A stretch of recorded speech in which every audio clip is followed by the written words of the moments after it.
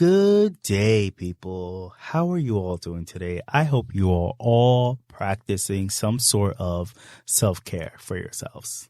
Drinking that good old H2O and having your, vitamins by eating those veggies and fruits and proteins.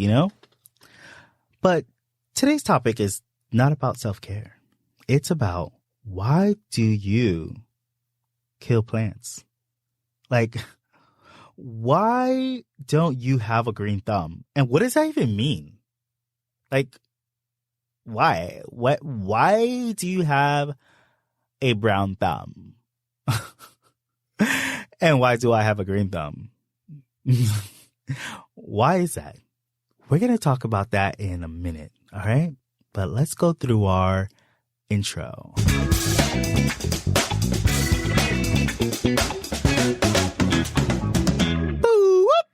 I love that intro. I don't know. It just does something to me. I just wanted to ba-dum-bum-bum-ba-dum-ba-dum-bum. So this is The External, and I'm your host, the Plant God. And today's topic is about plant killers. So why do you keep killing these plants? I want to know why. What's wrong with you people?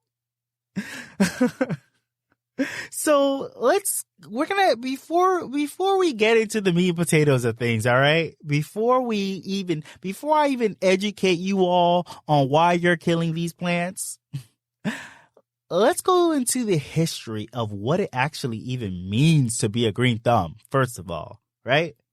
So sometime around in the 1930s, which was around the time bad things were happening around the world, like world wars and whatnot, people killing people, that stuff, that horrible stuff. It's around the time plants were people killing people. Yay! They were just overjoyed that people were killing people instead of them. I'm kidding. They were still dying. But, that was a bit dark. Let's stop talking about death. I don't like that. Anyways, I'm kidding. Let's put this back to a good note and let's talk about the term green thumb and what it means. So first, the term green thumb actually was green finger. Yeah, it was green finger, and it was first used in the UK. And, sometime in America, we got to change things. We got to, we ended up making it, the green thumb. Yeah. So the person who actually began this whole green thumb thing instead of green finger thing, which was first used in the UK, was James Crockett. Yeah, that dude that was on PBS having a show called Victory Garden. And he coined the term green thumb. He used it a couple times, And that's where a lot of people started using that whole thing. Side note, let's pull it right back a little bit, right? So he coined the term green thumb, right? But why do Americans have to be so different? Why do we have to be so different? It was green fingers, which to me makes way more sense than green thumb, because we use our other phalanges, to garden, not our thumb. But anyways, let's... I don't know why we have to be so difficult, America. Why? Anyways, let's switch it up a little bit. So, green fingers, right? To green thumb. That's how it went down. Then you have Wikipedia coming along, naming it or defining it as they defined green thumb as having a natural talent for gardening. Like, here's the thing. No one is born with a natural talent. Talent is something that you practice, you educate yourself on, and you grow upon it. You just don't wake up one day and you're a great singer. Yeah, you may have some sort of know-how or ability to hold a note, but it's not going to be to perfection where you become famous or you become talented. Having a talent comes with experience, comes with time. That is why we have green thumbs. And it's like a person who cooks and a person who doesn't cook. You just need to have the patience. I believe cooks have the patience to be in that kitchen, whipping stuff up and staying in there, making sure it gets to whatever it is that they're trying to make and creating success out of whatever dish. I remember when my half-sister was young and she used to always burn things. So she was known as the worst cook. But why was that? It's because she walked away from the pot and went to go watch TV. And I guess thought that it was going to magically turn out great. She just forgot about it and just burnt the house down. You know what I mean? So it's the same thing with plants, except for plants should be kind of like your pet. It's a living organism, just like your cat and your dog. The only thing with plants is that they have a very limited range of expression. So they can't express sadness. They can't express that they're dying until you see that the leaves are turning brown. That's the only way you can typically tell, or they're wilting or something like that. And then oh crap, it's wilting. I need to give it some water, or I'm giving it too much water, or maybe it's dying from a pathogen. You just don't know with plants. So there's a lot of reasons why people kill plants. It's just that they just don't invest in their plants. They just put the plant down and expect it to just do its own thing and then water it every now and then, or water it too often. And most times people buy these plants from a department store, which the people in the department store don't know what they're doing. Most of the time, that is. Most of the time, they're not that educated to tell you how to properly take care of certain plants. They just tell you the general rule of water it once a week. And that's not good for all plants. That might be too much for some plants. It might be too little for some plants. So you need to kind of know your plant. Just like you go into a PetSmart and you buy a cat or a dog. You need to know certain things about it so you and it can get along. So think of your plants as pets. They're just a non-motile living organism. They can't walk. They can't run. They can't scream or laugh to tell you, hey, I'm dying. Right? So let's be kind to these living organisms and treat them as pets. Because at the end of the day, they're the ones who's helping you breathe every day, right? Also, there are no plant activities that are giving to create accountability. I'm sorry, not activity, activists. There are no plant activists out there that are creating accountability for people to keep plants alive. It's not illegal to kill a plant either. So people don't care if they, if they die or not. You just get another one. Like, do you do that with a cat or dog? Please don't tell me, because you might get reported. I won't report you. Yes, I will. I'm lying. I will report you. Yes, I will. Just like I will call,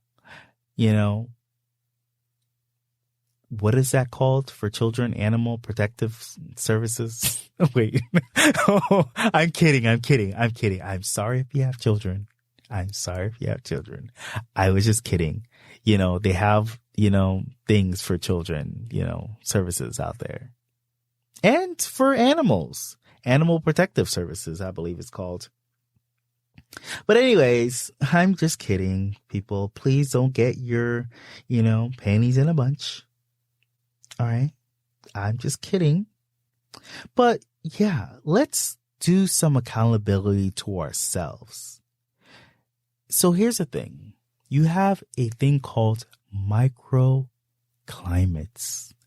Microclimates are places like your patio, your home, inside your home, your office, your studio, I don't know, your bathroom. Those are all microclimates. And, if your bathroom is too damp, you probably might not need to water your plants so often.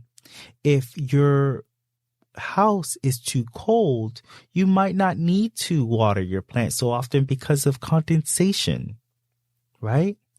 So if your house is a certain temperature, your plant might not even like that temperature because it might be a desert plant, right?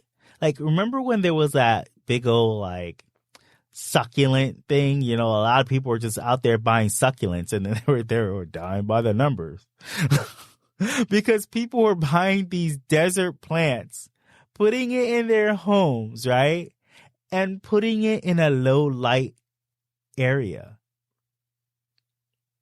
When those type of plants need a lot of light. They need a lot of light. And people are watering them too much when they hold so much water. Those plants are mostly water, just like we are.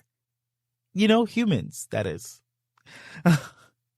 So, yeah, you can't be watering it so much because it might not, it might not like it. So you need to know and do a little bit of research about the plants that you're purchasing. Now, let's get down to the meat and potatoes why you're a plant murderer and why it's not illegal. Well, first of all, it's not illegal because there's no epidemic happening with plants dying by the numbers. So the government is not going to be like, hey, you better keep these plants alive or you're going to jail. So anyways, so you see, anyone could have a green thumb. It's just about investing time into these new living organisms that are in your life. Or, you putting it into your home or office, treat them like the living organisms that they are. Treat them as pets. Just a pet that doesn't move or scream when it's, or scream or make noises when it's not getting enough nutrients or not being fed properly. Do a little bit of research. It will take maybe 5 minutes out your time. And if you don't have time, maybe you should not have a plant. Just like a dog or a cat. You shouldn't have those things if you just don't have the time to properly take care of them. They're like children, really. You got to feed them. I mean, except for plants need photosynthesis, That's the only difference here. And they're not screaming and yelling at you. They're quiet creatures. They're lovely creatures. Even snakes move about, they have a very limited amount of expression too. But if you see your snake is not eating, hey, something's wrong with this snake. It's not eating like it typically is. Or like it typically does. You'll know symptoms of behaviors by animals, but plants have a very limited expression, so they can't really tell you what's going on with them. Unless you go to like a plant expert, well, they'll say, oh yeah, you're watering it too much, or maybe your home is not lit enough. It's not providing the plant enough light to succeed in this world. But anyways, y'all, treat these plants like they're living organisms that they truly are and that you are, because we all want to be treated well, right? And that's it for today. Thank you for listening. Thank you for being here with me, educating yourselves, and realizing that there's no such thing as a green thumb. But wait, before I end this, why the green thumb even came about was because in Europe, they would have plants in terracotta pots, right? And they would pick up the plants. They would pick up these pots with the plants inside of it and move it to one direction. And then their hands would be green from the like mold around or fungi around that's surrounding the plant, or the moss around the plant. So your fingers would be green from the residue of touching said terracotta pots. And also, if you were picking greens, or you're picking fruits and veggies, or you're maybe pruning with your hands or whatnot, your hands would be stained in green with, that green color. So that's where that whole thing even came about.